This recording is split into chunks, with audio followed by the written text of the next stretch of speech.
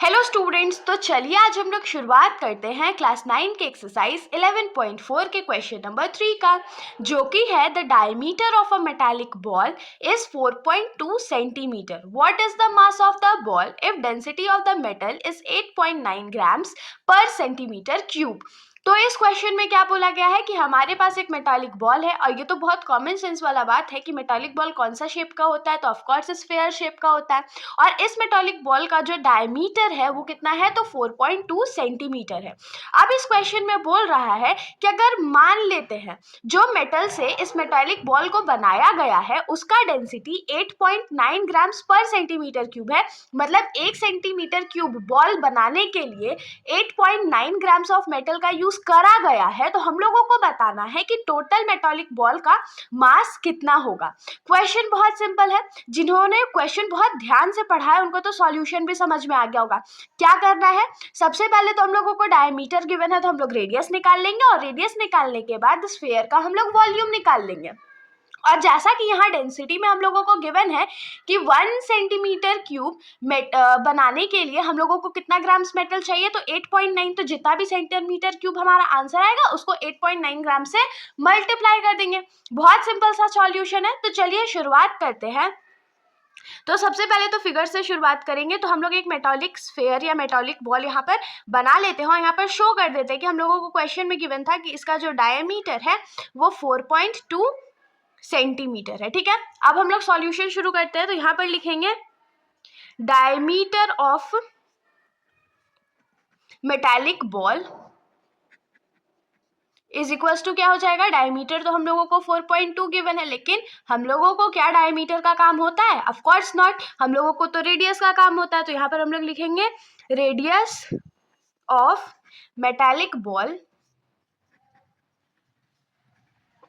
Is equals to क्या हो जाएगा, तो डायमीटर डिवाइडेड बाई 2. और डायमीटर क्या होता है, 4.2 सेंटीमीटर डिवाइडेड बाई 2. और 4.2 को जब हम लोग 2 से डिवाइड कर देंगे तो हमारा जो आंसर है वो क्या हो जाएगा, तो 2.1 सेंटीमीटर.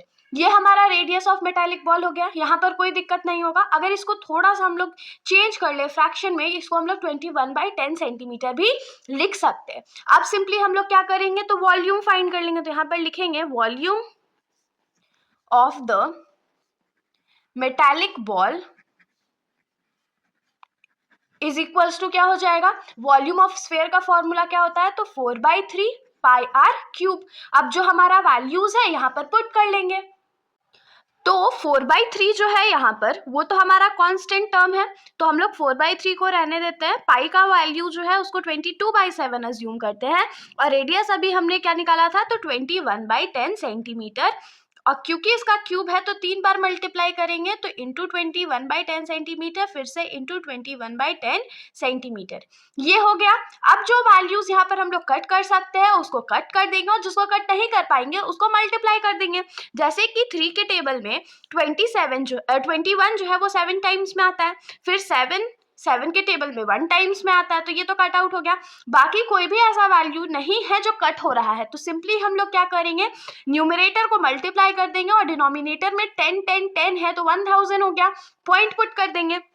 तो यहाँ से हम लोग क्या लिखेंगे, 4 इंटू 22 कितना होता है, 88, इंटू 21 इंटू 21 कितना होता है, तो 441 डिवाइडेड बाई 1000. और 3 बार सेंटीमीटर है तो ये क्या हो जाएगा, सेंटीमीटर क्यूब. तो सिंपली अब हम लोग क्या करते हैं, 441 को 88 से मल्टीप्लाई कर लेते हैं. तो 441 इंटू 88 है, तो 8 1 जा 8, 4 8 जा 32, फिर 4 8 जा 32 प्लस 3 35 हो जाएगा. और फिर 8 से ही मल्टीप्लाई करना है, तो सेम चीज तो यहाँ पर रिपीट होने वाला है.